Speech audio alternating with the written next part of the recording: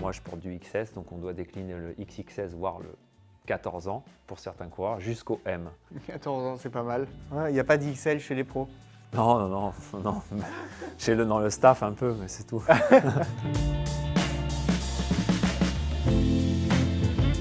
Alors ça fait longtemps que je voulais vous faire une vidéo sur les vêtements utilisés par les coureurs professionnels.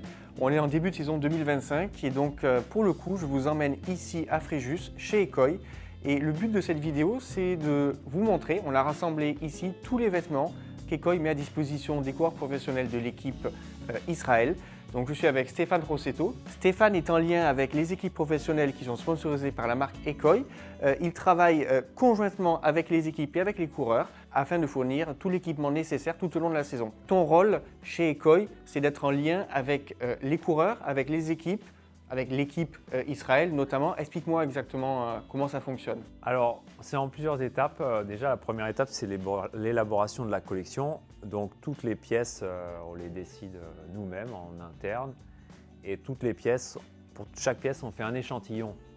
Je dirais à ma taille, tous les patronages de toutes les pièces sont faits sur moi. C'est pour ça que je fais toujours 20 000 km par an. Et que voilà, je m'entraîne toujours comme quand j'étais coureur. Donc déjà, on élabore toutes les pièces.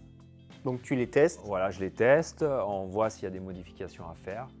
Et alors, je dirais avant les vacances du mois d'août, il faut que toute la collection soit finie et qu'on ait décliné toutes les tailles. Et après, au mois d'octobre, à la fin de la saison, aux alentours du Tour de Lombardie, entre le Tour de Lombardie et la semaine suivant le Tour de Lombardie, on organise des séances d'essayage, des fitting days, comme ils appellent ça, avec les coureurs. Donc tu te déplaces? On se déplace soit sur la course, on va généralement sur la semaine au Tour de Lombardie où ils sont sur place. Donc dernière course de la saison. Voilà.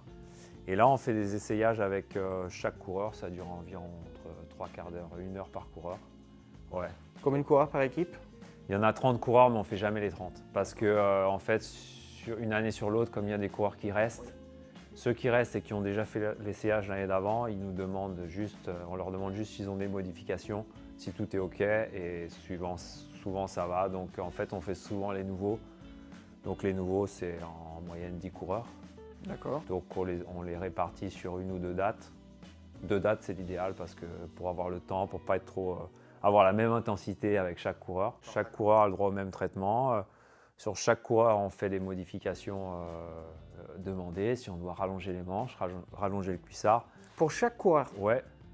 Et si par exemple un coureur a un morphotype spécial, comme par exemple Chris Froome, qui a des longues jambes mais très fines, qui a un buste très, très imposant, voilà, lui, ça nous demande vraiment des modifications importantes où il a vraiment son modèle à lui avec plusieurs tailles sur la même pièce. Alors justement, en parlant de Chris Froome, le fait de travailler avec un quadruple vainqueur de Tour de France, 7 grands tours, tu me le disais juste avant, tu sens des demandes particulières que d'autres coureurs n'ont pas. Il y a une expérience qui est là, qui se fait ressentir. Il y a une différence ou finalement c'est un coureur comme un autre dans ses demandes et dans ses attentes? On sent que c'est un perfectionniste parce que en fait, toutes les pièces qu'il essaye, on sent qu'à chaque fois, il a vraiment... il s'attache aux moindres détails, que ce soit vraiment la largeur en bas de son cuissard, la sensation qu'il a. On le voit qu'il se met en position quand il essaye les vêtements. Vraiment, il est perfectionniste comme il devait être au top de sa carrière. Il ne devait rien laisser au hasard. Et quand il passe chaque pièce de la collection, on voit que chaque pièce est importante pour lui et il veut le meilleur fitting pour chaque pièce. Donc c'est sûr que des coureurs comme ça, j'ai envie de dire heureusement qu'on n'en a pas 30 parce que ça ferait un sacré boulot. Et, ça tire vers le haut. Ouais, c'est formidable parce qu'on sent qu'il a une expérience. Il partage aussi les expériences qu'il a eues, notamment chez Sky, où il avait certainement les meilleurs équipements à l'époque. Et donc, c'est intéressant de partager avec lui. Il est super ouvert et super sympa. Et donc pour nous, c'est super. Que ce soit clair, là, tous ces vêtements sont couleur Ekoi, évidemment. Ils sont aux couleurs de l'équipe, donc Israël en l'occurrence. Voilà. Bien sûr. Non, là, parce que ce n'est pas forcément compréhensible pour les gens qui nous regardent. Non, là, c'est un design qu'on a décidé. Bon, voilà, chaque année, on choisit une couleur avec un design minimaliste pour toute la collection, pour que ce soit sympa pendant les essayages. Et après aussi, moi, c'est des vêtements que je porte toute l'année, donc voilà. Corporate. Ouais. Avant de parler en détail de chaque vêtement présent ici, je voulais vous poser une autre question. Pour Ecoy, parce que ces vêtements-là ne sont pas vendus en tant que tels, puisque ce sont des vêtements vraiment uniques, créés pour les pros, la plupart du temps sur mesure. Quel est l'intérêt pour Ecoy de fabriquer ce type de vêtements pour les pros, en dehors de la visibilité, si ce n'est que ces vêtements finalement ne sont pas vendus? Bah, comme tu l'as dit, c'est la visibilité. Je dirais que voilà, dans le peloton, quand même, on a une visibilité mondiale avec les vêtements. Et ça crédibilise la marque, je pense, au haut niveau. Ça montre que la marque sait faire des choses vraiment premium. Et à l'intérieur du peloton, le peloton, c'est une petite société. Et quand il y a quelqu'un qui a un bon vêtement, bah, tout le monde le sait. Voilà, ça n'a pas de prix d'avoir la crédibilité de tout un peloton World Tour. Et le peloton, je connais, j'étais là-dedans pendant 12 ans. Et je sais que quand quelqu'un a un bon vêtement, tout le monde le veut et tout le monde veut savoir pourquoi il est bien, etc. Donc je pense que nous, on a réussi à avoir cette réputation dans le peloton et maintenant de la garder. Alors, parlons peu, parlons bien. Maintenant, tous ces vêtements, que ce soit clair là, on a un vêtement de chaque. Ce n'est pas l'intégralité des vêtements pour un coureur, puisqu'on a déjà combien de types de maillots différents? 4 types de maillots différents. On a 4 maillots courts différents, oui. Et chaque maillot est fourni en combien de quantité par coureur? En moyenne, c'est 5 pièces par C'est-à-dire que article. donc, les 4 maillots fournis sont là. Chaque maillot est fourni en 5 exemplaires. Ça fait déjà au moins 20 maillots par coureur. Voilà. OK. Voilà, histoire d'avoir déjà un ordre d'idée. Voilà. Ensuite, on continue. On a les combinaisons. Tu me les montrais. On a 3 combinaisons pour la course route. Elles sont là. Différentes. Voilà, 3 combinaisons. Pareil, 5 Ouais, combinaisons à peu 5 près. pièces, ouais. D'accord, donc ça fait encore 15. On a la combinaison de chrono, là c'est un peu moins, avec le fameux sous-maillot aéro. D'accord, c'est beau ça. Et ça c'est moins, c'est 2 à 3 combinaisons, comme il y a très peu de chrono. OK, ensuite on a On a les vestes de pluie et les gilets de pluie, donc 3 différents. 2 vestes de pluie plus un gilet de pluie. OK, ensuite on a les maillots manches longues. Toutes les maillots manches longues et vestes manches longues, vestes hiver, Oh là, vestes il y en a imperméables, une quantité. Hein. 4 différents. D'accord. Ensuite on a les gilets. Voilà, 2 gilets thermiques et coupe-vent différents. OK. Ensuite on a les maillots de pluie, c'est Voilà, ça? les vestes de pluie, Vestes de pluie. type GABA, comme le nom générique maintenant, c'est un nom qui, Oui, c'est qui est très connu. comme, et, comme le frigidaire. voilà, comme le Kawaii ou ce que tu veux. Et les cuissards. Et les cuissards, tu as 3 cuissards différents et 2 collants aussi divers différents. OK. Et ça, tu m'en parlais. On va y revenir. Hein. Voilà. On va revenir sur chaque vêtement. Là, c'est pour faire une présentation rapide. Et ça, c'est une veste Ça, j'aime bien. c'est la finish line, c'est-à-dire que c'est une veste qui porte après la course pour redescendre au bus quand le bus n'est pas tout de suite après l'arrivée. Alors, si on commençait avec les 4 maillots déjà.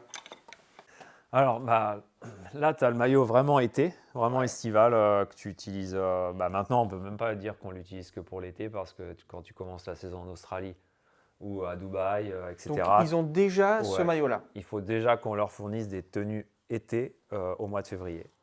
Il est vraiment ultra. Regardez, je ne sais pas si ça se voit à l'image, mais très aéré. Hein. Donc là, sur ce type de produit, on choisit des tissus très légers, les plus légers, je dirais, qui ne retiennent pas la transpiration, donc rétention hydrique très faible et très léger, voilà, très confortable pour les journées, je dirais, à 30 degrés et plus. Ça, c'est vraiment le maillot porté. Donc, Voilà. course de début de saison dans les pays très chauds Voilà. ou lors des étapes de montagne du Tour de France. Du Tour, de la Vuelta, voilà, etc. Et on garde toujours sur le dos un tissu un peu plus épais pour protéger un peu des coups de soleil. Ça, c'est important. Après, le deuxième maillot, c'est le maillot pour toute l'année de course, où on a un tissu aéro sur les manches. Donc, même sur le maillot, quand on ne parle pas de combinaison, même maillot cuissard, on essaye de mettre de l'aérodynamisme sur les manches. Et après, le maillot, c'est un maillot avec un tissu thermorégulant à Outlast. Donc voilà, c'est un maillot pour toute l'année que tu peux porter en début de saison quand il fait un peu frais. Ou même avancé dans la saison, je dirais 20-25 degrés, tu mets ce maillot-là. Et c'est Typiquement Paris-Nice. Ouais, Paris-Nice, même demain, Strade Bianche, ils annoncent un temps printanier, c'est parfait. Après, ça c'est la déclinaison du maillot qu'on vient de voir, mais version entraînement, où là, on a un maillot avec des tissus plus classiques, vraiment confortables. Et je Oui, dirais, on n'a pas le tissu aéro voilà. sur les C'est un manches, maillot d'accord. vraiment pour Entraînement. beaucoup plus pour l'entraînement. Donc voilà, il faut savoir qu'en plus, Israël a deux kits différents. Un kit à des vêtements avec le design course et à des vêtements avec le design entraînement. Donc ça, c'est typiquement une pièce qu'on retrouve dans tout leur kit d'entraînement. Et au niveau des coupes, c'est les mêmes pour... C'est les mêmes. D'accord. Je dirais que quand un coureur essaye un modèle, il se retrouve avec la même chose sur toutes les pièces, dans la même gamme de pièces. Et le quatrième, donc beaucoup plus épais, hop, je vais le remplacer par celui-ci. Voilà. Ça, c'est un maillot mi-saison que tu peux porter soit tout seul. Voilà, c'est un maillot plus épais. Il est plus épais, hein, oui. Pour les températures fraîches, 10-15 degrés. Ou alors, c'est un maillot que tu peux aussi associer avec un maillot court pour la course. Tu mets ton maillot court de course et tu mets ça par-dessus pour le départ. Mais typiquement, en compétition, sur un Tour des Flandres où il fait froid, ils peuvent porter ce... Au départ, sur la place, tu mets ça avec les manchettes et le maillot ou la combinaison en dessous. D'accord. Voilà. Donc, il le retire après. Voilà, il le retire un peu quand ça commence à devenir sérieux. Voilà, ou après que l'échappée soit partie, quand tout le monde s'arrête, la température monte, on enlève le maillot. Ok. Donc, maillot été, vraiment grosse température. Maillot pour la plupart du temps. Maillot d'entraînement. Et maillot pour quand il fait un peu plus frais, mais qu'on peut quand même rester en manche courte. Ouais. Ok. Bon, donc 4 maillots. Ma question maintenant, c'est les combinaisons. C'est les suivantes sur le portant. Ces combinaisons, on voit qu'elles sont de plus en plus utilisées par les pros. Finalement, il est où l'intérêt de ces maillots puisqu'on les voit plus souvent en combinaison lors des courses? Je vais les prendre. Je te pose une colle. C'est une bonne question. L'intérêt de ces maillots, je vais enlever les maillots.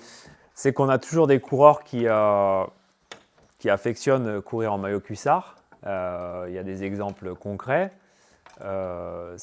Chez Israël notamment, Stephen Williams, Oui. lui on le voit rarement en combinaison. L'année passée on avait Dylan Teuns, lui il avait des exigences particulières, il ne demandait pas de combinaison, il voulait que des maillots. Que les maillots, d'accord, donc c'est au gré des coureurs. Et un coureur comme Alaphilippe, il a quasiment fait toute sa carrière en maillot cuissard, donc c'est vraiment des préférences. Et après je dirais qu'un coureur dans l'année il passe aussi plus d'heures à l'entraînement qu'en course. Donc le maillot cuissard, c'est quand même un élément super important. Je dirais qu'à part le maillot qu'on a vu avec les manches un peu aéro, qu'on réserve quasiment que pour la course, le reste, c'est très hybride. Tu peux le porter autant à l'entraînement qu'en course. Et quand tu passes 20 heures par semaine à l'entraînement, les 20 heures, tu ne les passes pas en combinaison, donc c'est hyper important. Donc ces combinaisons, finalement, on retrouve un peu les technologies qu'il y a sur les maillots? Alors oui, sauf qu'on a accentué plus sur l'aéro. Il y a des manches, sur toutes les combinaisons, il y a des manches avec un tissu beaucoup plus aérodynamique. Ok. Et cette pièce-là, elle est particulière parce qu'en fait, c'est la déclinaison de la combinaison de contre-la-montre en version route, c'est-à-dire qu'on a... Donc elle est là, la combinaison de contre-la-montre. C'est-à-dire qu'on l'a fait en manche courte, où on a intégré un double zip pour pouvoir satisfaire les besoins. Ah oui, d'accord. Voilà. Et c'est la même texture, c'est le même tissu. C'est le même tissu, ouais. Ok. Et on n'a évidemment pas la poche pour le numéro derrière, mais on a 3 poches même. D'accord. Pour le ravitaillement. Ça peut être utilisé sur une course vraiment rapide, une classique. Typiquement une classique belge. Pour performer. Ouais.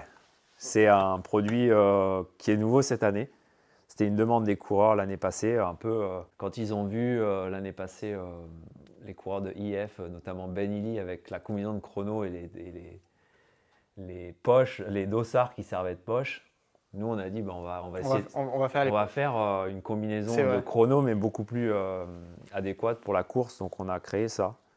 Et ouais, ils vont l'utiliser là sous peu parce que c'est long à produire, etc. Donc là, puis il faut aussi, c'est une question d'habitude, certainement, essayer, voir ce que ça donne. Puis après, okay. Parce que comme il n'y a pas d'ouverture en bas, là, je dirais que le fitting, il est encore plus difficile. Donc celle-ci est inspirée de la combinaison de contre-la-montre. Et donc si on doit différencier ces deux, c'est sur quel point? C'est sur la légèreté, ça c'est le modèle été. Celle-ci est plus légère, ouais. Celle-ci est plus légère. Et celle-là, c'est pour toute la saison. Donc celle-là, elle reprend le tissu que tu as vu sur le maillot pour toute la saison. Et là, c'est vraiment le modèle qui est beaucoup utilisé sur le Tour de France. D'accord. Parce que c'est une combinaison. Voilà, sur le Tour de France, il fait rarement froid. Donc, je dirais que sur 20 étapes, sur 18 étapes, les coureurs, ils portent ça. Et on change aussi le tissu sur le cuissard. Là, c'est un tissu plus léger, anti-abrasion. Celui qu'on retrouve Voilà. sur le... Ok, on va en parler. Voilà. On va en Et, parler. donc, le cuissard est différent, le tissu du cuissard. Un peu les tissus sur le buste plus légers. Donc là, combinaison très légère et là, matériau plus classique, mais toujours les manches. Pour les toute manches. l'année, là, demain, encore, si on reparle des Strade Bianche, ça, c'est l'idéal. C'est ça. Ok. Quelques mots sur la combinaison de chrono. La combinaison de chrono, c'est beaucoup de travail parce que c'est là où je dirais que les exigences en termes de performance sont les plus élevées. Et donc, on remarque qu'il y a un boléro associé avec la combinaison, c'est-à-dire c'est un sous-maillot aérodynamique qui se porte sous la combinaison. Comment ça se porte? Ça se porte comme Parce que là, je vois ça, comme ça, là, et tu mets les bras dedans, c'est ça? Tu l'enfiles comme un... Comme ça? Ouais, mais cette partie-là va derrière. D'accord. Et donc, en fait, tu enfiles les manches. J'ai l'air ridicule, hein. T'enfiles les manches comme un t-shirt. D'accord. Et cette partie-là, c'est fait pour tenir les deux morceaux, mais sans, tout en libérant tout le buste. Donc en fait, tu n'as besoin que de la partie des manches avec le tissu aéro. Il fallait y penser. Voilà. Ok. Et ça, tu peux également la porter avec ce modèle-là. C'est aussi fait pour ça. Ouais, c'est vraiment léger, hein. C'est très léger, la texture, à chaque fois, on nous dit le papier. Voilà, c'est des tissus qui sont très secs et voilà, c'est les tissus très secs comme ça, ils retiennent peu la transpiration. Là aussi, on est sur du sur-mesure pour chaque coureur. Ouais, c'est la combinaison. Mais bon, on arrive sur beaucoup de coureurs à tomber pile poil. Un coureur, je dirais, en moyenne, dans le peloton World Tour, un coureur en moyenne, c'est 1m80, 67 kg. Et c'est ce que je fais. Donc, généralement, sur pas mal de coureurs, on tombe pile poil. Et donc, tu trouves normal que quelqu'un d'1m80, 67 kg soit habillé en XS? Ouais. Si, c'est parce qu'il y a plein de gens qui ne connaissent pas vraiment leur taille. Oui, d'accord, Des habits XS. trop grands, Ok, ouais. XS, nous, c'est notre référence, c'est ça. Ah oui, moi, je mettais du XS. Donc, bon, je mets toujours du XS, mais je ne fais pas 1m80. Ouais, mais après, c'est des maillots de cyclistes, donc c'est très près du corps. Les vestes, elles sont là. Des 3. vestes de pluie, ouais. 2 vestes de pluie différentes et un gilet aussi imperméable. Donc, en fait, cette veste-là et le gilet, c'est le même tissu. La seule différence, c'est qu'on a enlevé les manches. Le gilet, je dirais que c'est un gilet que tu peux utiliser en course quand c'est orageux, qu'il y a des averses de pluie et que tu veux pas non plus te couper la respiration, que tu es dans la course. Tour de Lombardie. Tour de Lombardie, souvent il fait beau. Parfois, il pleut aussi. Non, un Tour de Lombardie Pluvieux. ou un peu pluvieux, où tu sais pas, tu fais la montée du Sormano, t'as chaud et dans la descente il pleut. Si tu as le gilet, ça s'enfile vite. D'accord. T'as pas les manches, donc ça te protège le buste, ça te protège les reins et tu es au sec. Je fais écouter au micro. On est encore sur une matière sèche, hein, comme tu en parlais. Là, c'est un tissu imperméable, donc voilà. En plus, sur tous les tissus comme ça, il y a des traitements en plus imperméables. Donc ça rigidifie encore les tissus et voilà. Après, ça c'est une veste avec un tissu imperméable mais élastique, ce qui nous permet d'avoir un... Tu m'en montrais, ouais. C'est vrai. Hein. Ça habille très près du corps sans oppresser. Et là, je vois qu'on est serré au niveau des manches, encore une fois, pour être vraiment près du corps. Ouais, pour être aéro, près du corps. Mais tu remarques à chaque fois, c'est extensible, donc c'est serré, mais tu ne te sens pas oppressé, c'est important. D'accord. Et donc celle-ci? Et celle-ci, c'est une veste où là, totalement différent, le tissu est très rigide. On dirait un kawaii. Ouais. Un peu. C'est vraiment typiquement la veste 100% imperméable. Donc ça, c'est vraiment un vêtement qui peut être utilisé en compétition. Ah oui, même à l'entraînement, si tu t'entraînes dans des conditions mauvaises ou que tu fais des entraînements en montagne, que tu descends des cols, tu as ça dans la poche. Et regardez derrière aussi, je la tourne. Voilà. Vraiment, ça descend très bas au niveau des fesses, encore une fois pour protéger. Protéger les fesses, c'est là où il y a toutes les projections. Pas de poche, hein. Sur la version finale, il y a 2 poches. D'accord. Là, c'est un prototype, donc on n'avait pas besoin de mettre les poches. Et ce que tu remarques sur toutes les protections comme ça, il y a un double zip, c'est-à-dire que tu peux ouvrir le zip par en bas et accéder aux poches, à tes poches de veste ou de maillot plus facilement. Le but recherché, c'est quoi? Le premier, c'est le confort ou la technicité? À quel moment vous privilégiez ou l'un ou l'autre? Moi, je dirais le confort, c'est important. Mais la technicité n'empêche pas le confort. D'accord. Je dirais que c'est même lié. Plus c'est technique, plus ça peut être confortable si la technicité elle est pensée. Voilà, si on pense pourquoi on met ce tissu-là à cet endroit-là, pourquoi on réduit le volume, on augmente le volume ici. Voilà, je pense que le confort, il passe par les technicités, sinon on leur met des sacs poubelles et puis c'est terminé. On fait 2 trous pour les bras et c'est. C'était un peu le cas il y a quoi? Il y C'est a ça. 30 ans. Mais même avant, moi, quand j'ai commencé le vélo, tu me diras, c'était il y a 25 ans. Voilà. Et ben, on avait des bâches de pluie, Je mais me bon, souviens de ça, ouais. voilà, c'était une autre époque. Ouais. Les vestes de club, c'était quelque chose. Ouais. On continue avec les maillots manches longues, c'est ça? Ouais. Tu les appelles comme ça? Tiens, Maillot je vais manche enlever longue, les vestes. D'ailleurs, quelle est la différence entre un maillot et entre une veste? Ouah, ça, c'est. Je dirais qu'une veste, c'est plus épais qu'un maillot. D'accord. Un maillot manche longue, c'est un peu. Je dirais que c'est la déclinaison d'un maillot manche courte en version longue. Et une veste, c'est. J'ai compris. Et une veste, c'est clair. C'est clair. Et une veste, c'est plutôt. Voilà, c'est quelque chose de plus chaud. Tu mets une veste par-dessus quelque chose. Par-dessus un maillot. Par-dessus un maillot, mais un maillot, tu le mets à même le corps ou par-dessus un sous-vêtement. Ok. Comme dans la vie, en fait. Donc là, il y en a 4. Là, on a. On va pouvoir même faire un mélange entre les maillots. Parce que maintenant, en fait, les maillots ou les vestes sont tellement techniques qu'on peut dire que c'est des maillots-vestes, quoi. D'accord. Mais Donc, allez, si on explique-nous, parle. vas-y. Voilà, ça, c'est un maillot manche longue. En fait, c'est la déclinaison du manche courte, mais en version avec des C'est manches fin, longues. hein, très fin. Voilà, donc ça, c'est un maillot que tu portes soit à l'entraînement, par une belle journée, mais Aujourd'hui, on a 18 degrés, aujourd'hui, par exemple. voilà, tu te dis, je me mets pas en manche courte, il fait un peu frais. Et ben, je pars à l'entraînement avec ça, plus un gilet, et voilà, c'est parfait. Ou alors, au départ d'une course, quand il fait un peu frais, On a des poches, hein? Oui. voilà. Ok. Au départ d'une course longue, une classique, tu mets ça par-dessus ton maillot de course. Et ça te permet d'avoir une petite protection thermique en plus. Et en plus, comme tu as dit, il y a des poches, donc tu peux en plus charger un peu en ravitaillement. Et ouais, c'est quelque chose qui est très apprécié par les coureurs. D'accord. Ok, donc le maillot, manche longue, fin. Ouais. Ok. Ensuite, Là, tu as un maillot manche longue hiver. Ça, c'est un maillot pour l'entraînement, typiquement. C'est pour le début de l'hiver, printemps, je dirais entre 8 et 12 degrés. donc on se croit, c'est-à-dire que celui-ci commence là où celui-ci s'arrête. Voilà. Voilà. Et donc ça, c'est un maillot d'entraînement que tu portes pareil, soit seul, soit avec un gilet. Ici, tu as une veste thermique, donc avec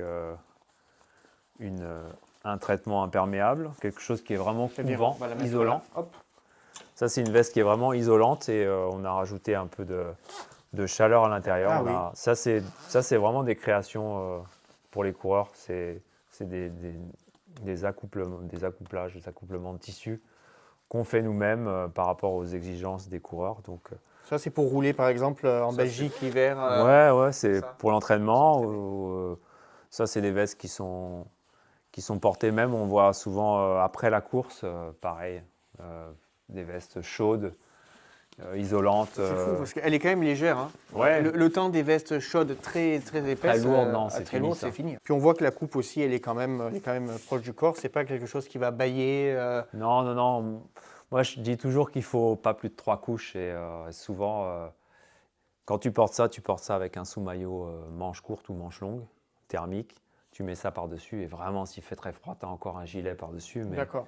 Mais normalement, cette veste plus un sous-maillot long, Ça suffit. ça t'isole vraiment bien du froid. Et ça, c'est un maillot manche longue, typiquement pour la course. C'est Aussi très pour l'entraînement, extensible, hein. mais pour la course. Ouais, c'est super extensible, mais en même temps super chaud et imperméable. On sent que c'est plus technique que ça. Oui, beaucoup plus technique. Beaucoup plus technique. Ah ouais. Ça, pour la petite histoire, C'est déperlant. c'est l'année passée, à l'arrivée de la Flèche Wallonne, Stevie Williams, il gagne la Flèche Wallonne avec cette veste. Donc c'est quand même rare de gagner une course, une classique avec une veste, Avec une veste, ouais. malgré le mauvais temps. Et c'est une veste, c'est de la beau, laine hein. en fait. C'est un tissu avec de la laine et c'est hyper isolant, mais très respirant. Très beau. Alors je vois tous ces vêtements, c'est marqué Made in Italy. Ouais. C'est bien. Ah bah oui, c'est le top. C'est un plus. Savoir-faire en Italie, c'est... Ah oui, c'est bien. Alors les gilets, en plus du gilet imperméable qu'on a vu tout à l'heure, il y a deux gilets différents. Un gilet vraiment, je dirais, mi-saison, un gilet léger, coupe-vent et en même temps thermique que tu peux porter autant quand il fait quand même, je dirais au départ d'une course, quand il fait entre 10 et 15 degrés et que tu as un peu froid, tu mets ça. D'accord. Et voilà. Par exemple, demain, Par il sera exemple début octobre. demain, ou alors à l'entraînement, tu pars le matin, il fait un peu frais, mais la température va monter. Bah, tu pars avec ça, après tu le mets dans la poche, ça prend pas de place. Quand tu descends un col, tu as ça aussi. Enfin, c'est quelque chose de super polyvalent que tu utilises toute l'année. Et Celui-ci ce me semble modèle-là, plus technique. voilà, ça reprend la veste noire qu'on a vue tout à l'heure avec à base de laine. Donc on l'a décliné en gilet.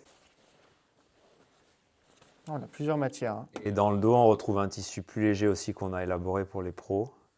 Parce que c'est vrai que dans le dos, c'est la partie où on a toujours chaud, où on voit des fois les coureurs quand ils s'arrêtent, ça fume dans le dos. C'est vraiment dans le dos où on a chaud et on allège le dos pour... Donc il faut évacuer. Et c'est vrai que évacuer. je te vois à travers. Ouais. Donc c'est un tissu qui est chaud mais qui évacue vraiment bien la transpiration. Donc ouais. Ok. Toi qui es pro, ancien pro, vas-y, comment tu plies un gilet pour mettre dans la poche? Vas-y. Il y a une technique.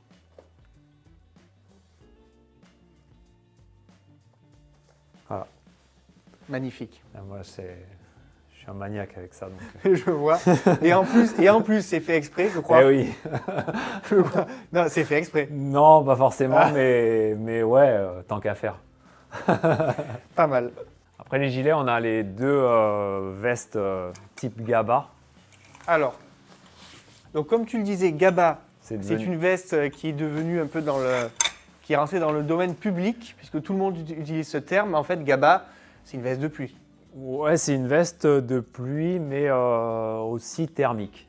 Bon, alors, Donc, c'est une veste qui est 100% imperméable, mais accouplée avec un tissu thermique. Donc, c'est une veste que tu vas porter quand il fait froid, humide, des mauvaises journées sur le... on ne sait pas quoi choisir, on met ce type de veste. Je pense à Paris-Roubaix. Est-ce qu'on peut faire Paris-Roubaix avec ça ou Ouais, on peut faire le... Paris-Roubaix, mais vraiment avec un mauvais temps? Ouais, c'est parfait. D'accord. Avec donc la version manche-course, c'est typiquement la version que tu utilises pour la course parce que... Mais ça, c'est quand il neige qu'ils mettent ça en course. Bah, ils mettent ça, ça arrive. Hein. Ils mettent ça des fois, voilà, il fait mauvais.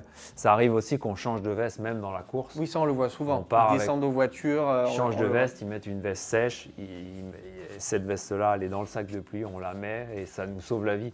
Et la veste version manche-course, c'est la veste avec laquelle tu peux faire la course. Tu vois, j'allais te demander parce que je voyais que que les fermetures n'étaient pas, il n'y avait pas de rabat dessus. Je me disais, c'est pas des fermetures étanches et en fait le rabat est dessous. Ouais. D'accord, je n'avais pas vu. Donc ça augmente encore l'étanchéité, ouais. D'accord. Les cuissards, on a 3 cuissards différents. Tiens.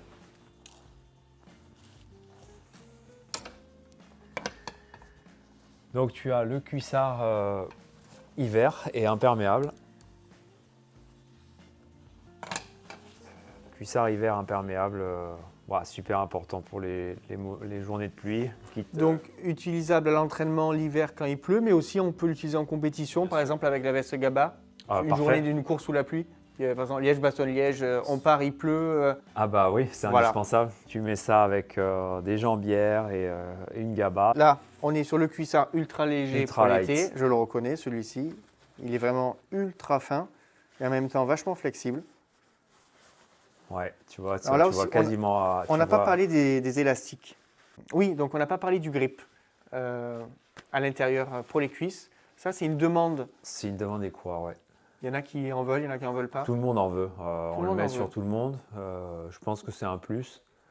Parce que c'est des grips qui collent pas, qui maintiennent juste ce qu'il faut. Donc, Et tu vois, la structure du zip, elle est particulière, ça bloque pas l'élasticité du tissu. Ouais, c'est vrai. Et donc, C'est je bien pense ça. que c'est un petit plus. Donc le cuissard de pluie, le cuissard ultra léger pour l'été, et ça c'est donc Le cuissard de toute l'année, super polyvalent. C'est un tissu qui fait l'unanimité chez tout le monde, donc on l'utilise depuis des années et c'est ouais, Donc les bretelles très légères, très souples. légère, tu vois, différentes sur les modèles. Là, c'est un modèle hyper léger, hyper léger, ajouré. ouais. Et là, c'est un modèle un peu plus classique. Donc, Ça c'est pour ça, c'est pour la radio. la radio. Donc encore une fois, on retrouve ça que sur les cuissards des pros. Sur les cuissards vendus, Mais non. on n'a pas ça. Ok. On n'a pas parlé des pots. Alors, les pots, on leur propose. Nous, on sélectionne 4 pots différentes Ouais. et on leur propose ça pendant les essayages. Donc ils n'ont pas tous la même peau. Non, ils ont le choix par rapport à ce qu'ils avaient avant dans l'équipe dans laquelle ils étaient avant ou leurs habitudes. Ça arrive qu'ils aient la même peau dans l'équipe avant ou dans une autre équipe. Donc on propose 4 pots avec, je dirais, la densité des pots est différente, c'est-à-dire l'épaisseur. Aussi des pots plus larges selon la largeur des bassins des athlètes. D'accord. Mais on se rend compte que, je dirais, 90% des coureurs utilisent la même peau. On a une peau, Pour la course, pour l'entraînement, tout au long de la toujours saison. la même peau. Ils sont habitués. Ouais. Ok. Et la peau est différente dans le contre-la-montre. Dans les combinaisons de contre-la-montre, tous les coureurs ont la même peau. C'est une peau plus petite, plus étroite, avec la densité plus sur l'avant, parce que tu es sur l'avant de la selle. Donc voilà, mais je pense que dans l'équipe Israël, on doit avoir 25 coureurs avec la même peau et 5 coureurs avec 2 ou 3 autres modèles différents. Mais ouais. C'est pas quelque chose qui peut poser problème, c'est-à-dire les coureurs à ce niveau-là, ils savent ce qu'ils veulent. En général, on va dire dans le langage cycliste, ils ont pas mal au cul. Soit ils savent ce qu'ils veulent, soit c'est nous qui décidons pour eux parce que sinon on n'en finit pas. D'accord. On leur dit, mets celle-ci. Enfin, tu leur dis. Ouais. Je leur dis, mets celle-ci, quasiment tous les coureurs sont OK avec ça. Et finalement, après, plus de problème. Cuissard long, il y a 2 déclinaisons de ce cuissard long. Là, on n'en a qu'une, mais il y a une déclinaison plus chaude avec un tissu plus chaud. D'accord. Pour les gars qui s'entraînent en Andorre, notamment. C'était une demande de ces coureurs. Ça, clairement, un cuissard d'entraînement. Ah bah, le collant, c'est pour l'entraînement. On ne voit jamais en course. La plupart des coureurs choisissent donc un cuissard long, un collant, plutôt qu'un cuissard court et des jambières.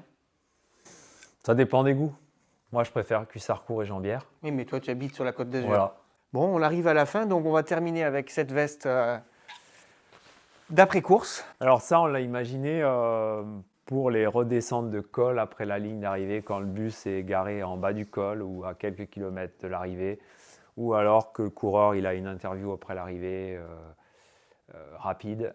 Il enfile cette veste-là qui est dans le sac d'arrivée avec l'assistant. Qui est à la couleur d'Israël, qui n'est pas marqué qui n'a pas un damier bleu. Et donc il enfile cette veste, il redescend au bus avec une veste chaude, assez ample, un peu style casual.